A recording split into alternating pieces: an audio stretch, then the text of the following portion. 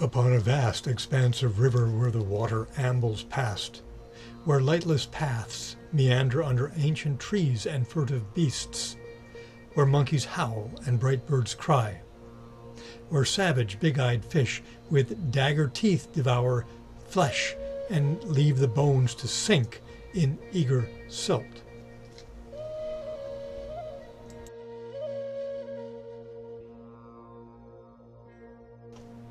There, she in silence waits. She sits alone on roots that claw and clasp the murky world of eels and fish. An apron made from reeds conceals what once was kept from wanton eyes by splendid cloth and costly feathers. Black hair, gray streaked, drapes her back.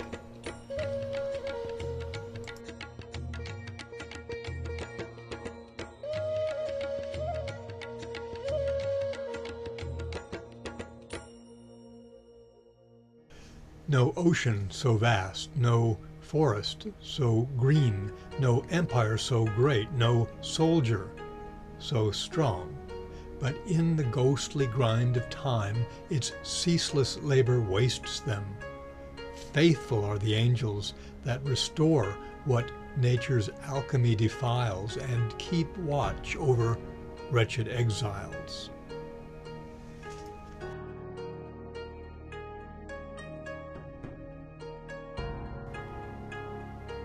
She lives by forest fruit and river meat. She ferries folk across the placid water, gladly taking tokens offered by the hard-up, tributes to her kindness, gifts from boatless souls, the poor like her.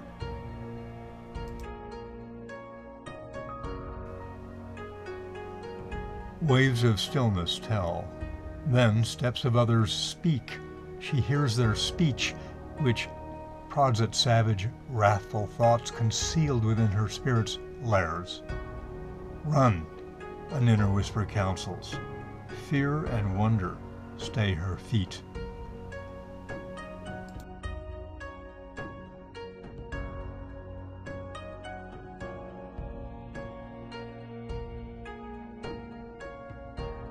The strangers stumble into fluvial light.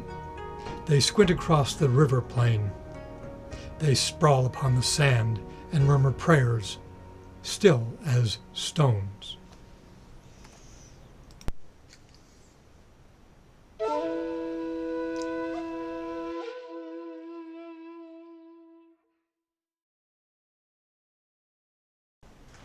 She hides within the forest's fierce penumbra, but a stranger stands and marches toward the killing waters.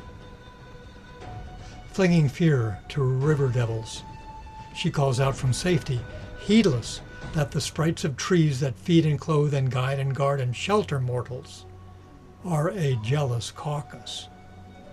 As she walks to greet the strangers, baleful spirits, biting, lashing, stinging demons swarm her.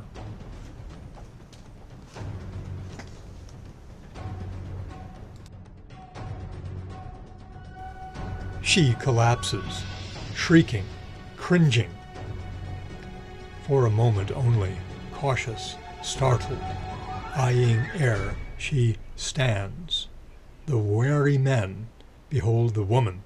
She surveys the weary strangers.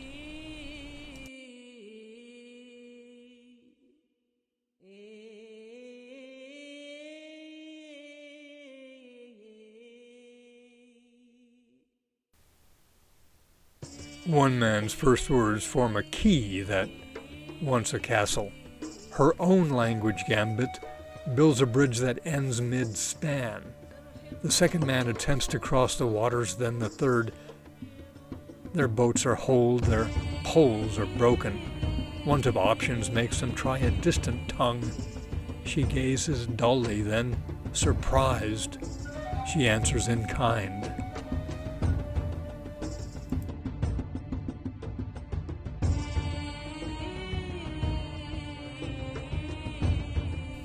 Smiles flourish, gods are praised.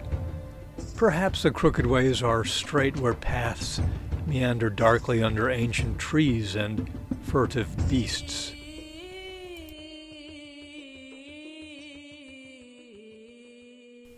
They ask for food. She brings back fruit and traps some river demons, roasting them on sticks. The feasters eat the eaters and the red and yellow pulps.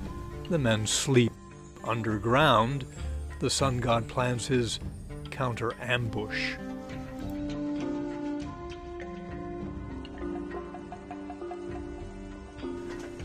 Triumphant, light and warmth invite the water ghosts to rise. The river porter, too, she seeks the trees that yield their sweet and tangy food to needy souls, and feeds the priests. The men explain their ragged state.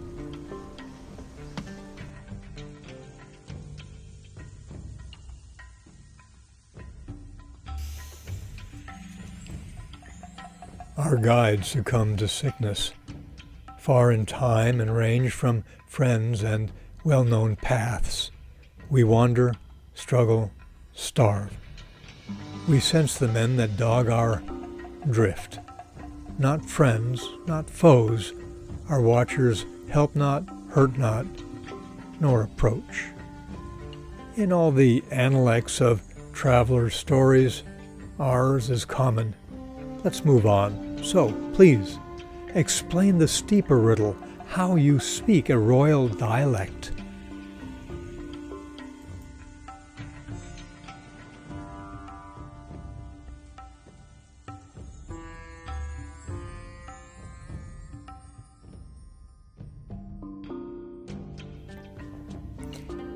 She laughs.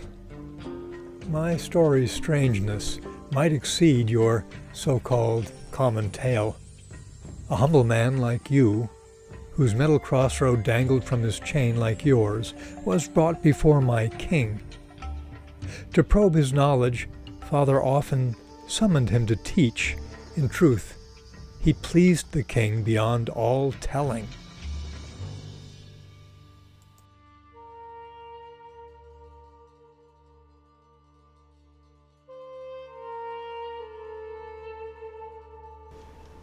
Plagues of wraiths that haunted Father's dreams are hushed when Father, eager for this cure by words, becomes his student, friend, and benefactor. Father's good luck rankles some. And so begin the woes that leap from shadows at my happy life.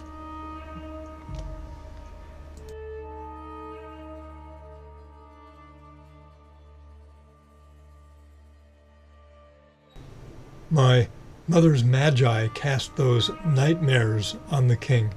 The queen abhorred my father's all but spoken passion for their offspring, me. A king will get his way unless deflected.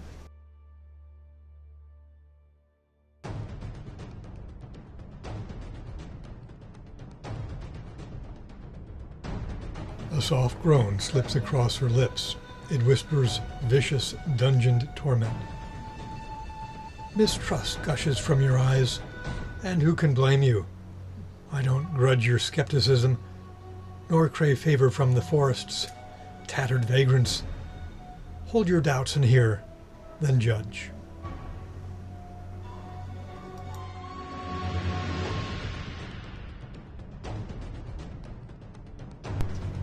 My mother's studied conjurers concoct a plan.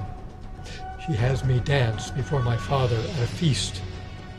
But how, I question, does this quell his wanton manhood? You might wonder too. But then she tells me I will dance to bring about a death.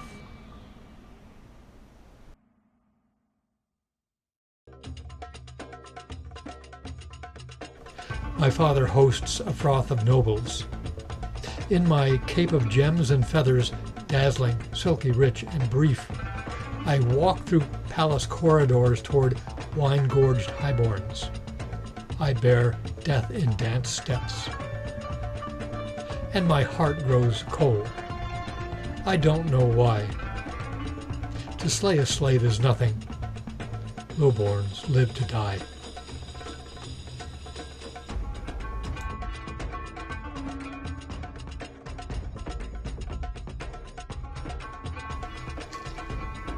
Midway, I pass a window. There, a parrot flutters on a branch.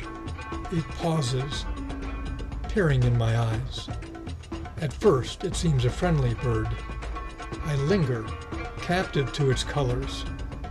Then it ruffs its feathers, thrusts its chest, and drops its head, and shrieks, as if this creature loathes my soul.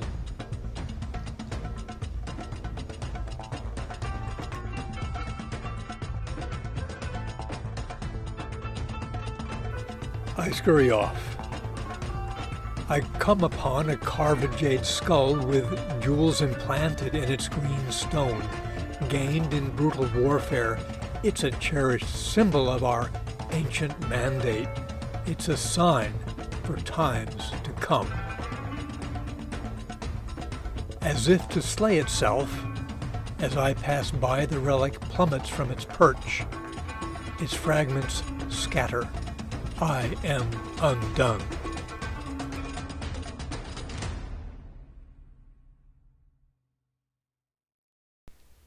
I run. My mother's censure frightens less than raging ghosts. A livid queen is flesh and bone.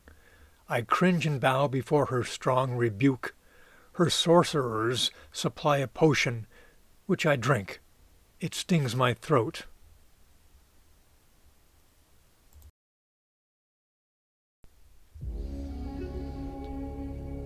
You ask what trick of chance allowed a dovish priestly soul to be the quarry of a hawkish queen.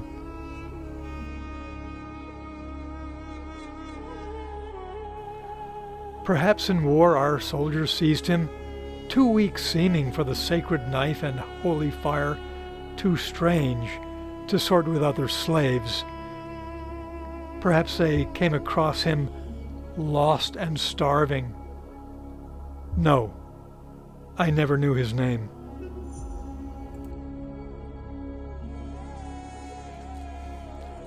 In truth, I've wondered since that time what storm of stops and turns uprooted him and me alike.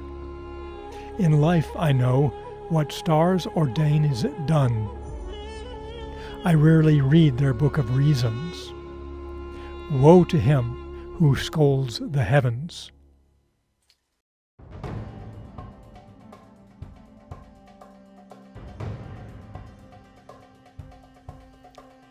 As though through smoke and cinders, scarcely I recall the next events. My dance was joyful, buoyant, spring-like, baiting with a dream of strength restored. I do not stop the sun. I do not water crops in seasons when the rains flee. Kings will get their way, except when what they want the gods alone give mortals.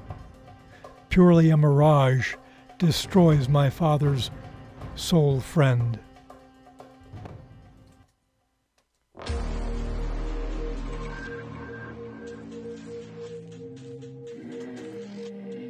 Father yammers out a promise, wise as drunken wasps, restrained like corn rats, measured like a rushing river. You can guess the rest.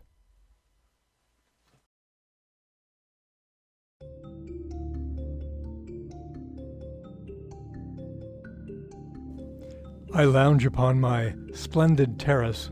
Sun again has beaten back its leprous foe. The victor strokes my face, and fresh wind bears the forest, brings the tilled fields. Breakfast fires loft fragrant smoke. A holocaust lifts proof of love to hungry gods.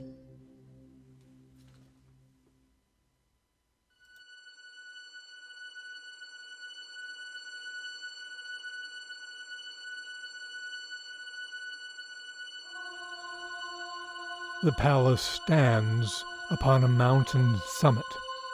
By a straight path made from heavy stones, the temple lies before it, wide below, and narrow at its peak. This holy precinct crests where chiseled steps end.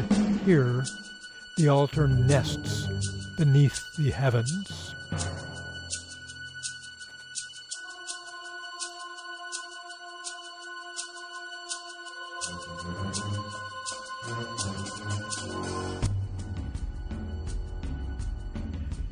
Its hewn-stone zenith lowers over priestly homesteads, noble houses, court-official dwellings, soldier barracks, storage places, slaves in guarded pens. Upon their hallowed doom, the looming cosmos turns.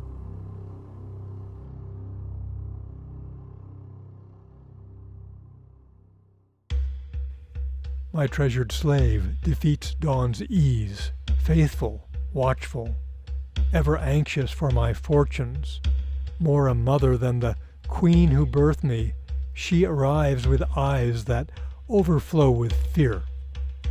I moan, what panic brings your gray head here to sweep away the leisure of a newborn day? She says, my dove, what have you done? I braze my heart to hear and wait.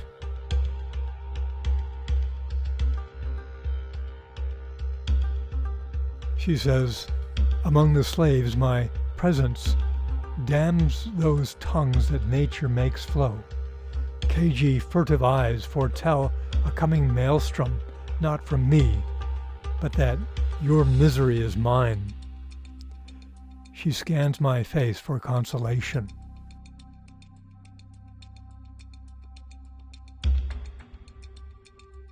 But I'm amazed, like her. I say, let's hunt that beast and cut it down. She slides my slippers on my feet and ties a feather robe around my shoulders. Off we go to learn what tales familiar ways might tell.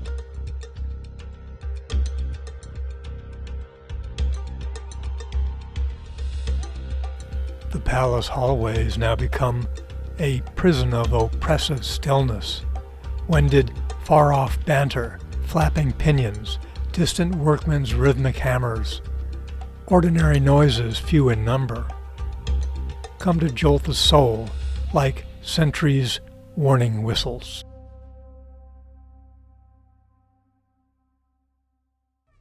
We seek trouble, it finds us. A squad of soldiers comes, with no word said, no gesture toward my rank.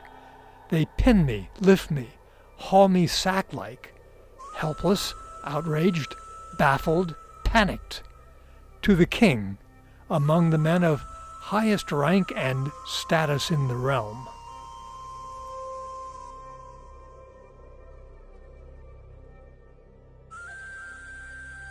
Obsidian knives denude me. Reckless courtiers pierce my skin. I bleed. A sharp slap bites my lips. It steals my forming grievance. Father speaks. I cannot hear him. He repeats. Perhaps he orders me to dance. He motions with his hand. His men convey me naked through the streets. I'm fog, pain, shame, and fear. They chuck me in a filthy, stinking chamber. They seal the door with heavy stones.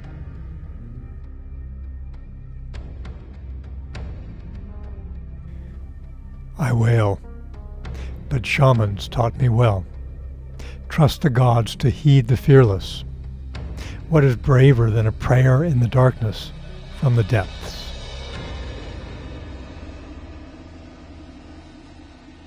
I conjure all the gods I know. I summon undiscovered ones who might descend into my lightless cell.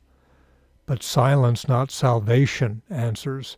Doom becomes my tutor. It shines a light on all my faults. It makes the pompous highborn small, transforms the lowly into nobles, gives to nature's least thing glory, seeds compassion in my soul. I grieve the knowledge gained too late and wisdom won as death draws close.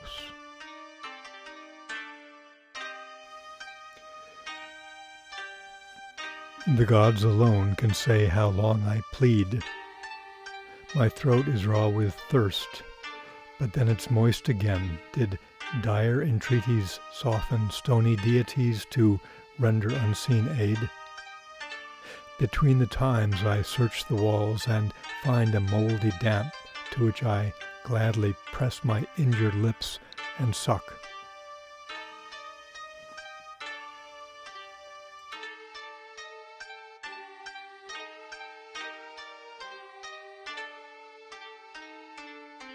Self-pity quits my heart at last.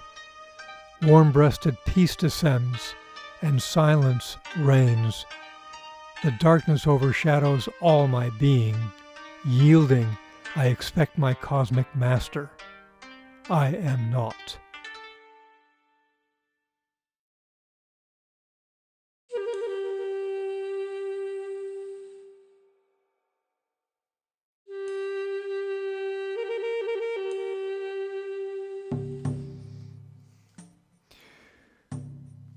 My new plan fails.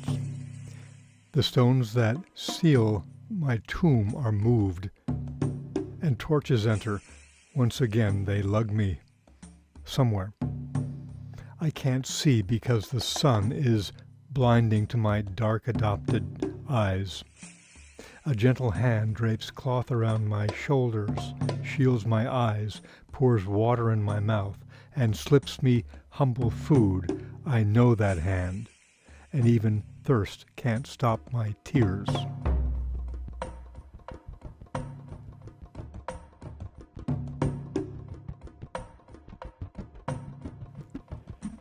I bump along upon a cart while strangers stride beside me, fighters of a tribute tribe. Among these men, one somewhat knows my tongue. He tells me I am bought and born to be a warlord's concubine.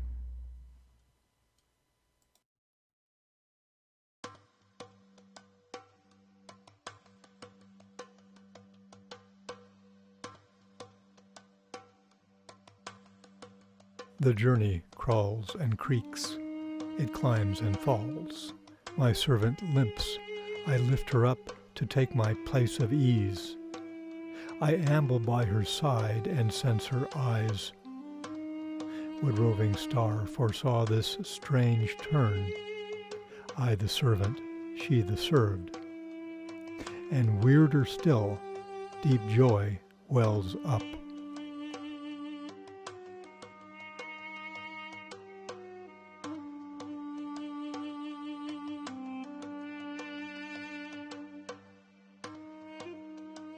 One night she sneaks me to the trees. Dear daughter, flee. I speak their language. I grew up among this clan, but they don't know. Each moment carries danger. Soon they'll tear away your maidenhood, a private put-down of your father whom they hate. Their scoundrel chief will flay and hang your lovely skin within his chamber. I cry, we'll go together. No, she says. I hobble from my lameness. I won't leave you, I reply. In the dark, she strikes me hard across the face, and then she's gone.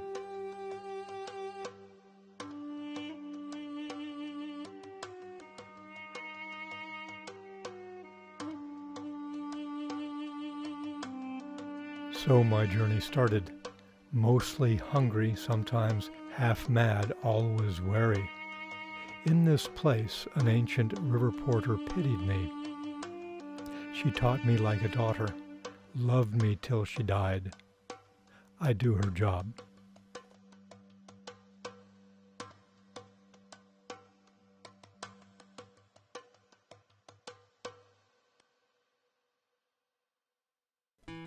Free.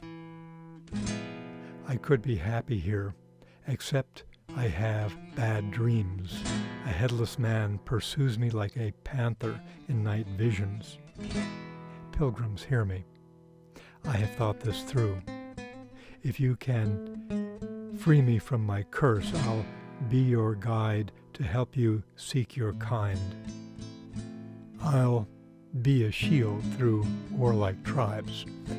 Your strangeness and the slow decision-making of this basin's clans has kept you safe. It won't be so for much more time, but I can help.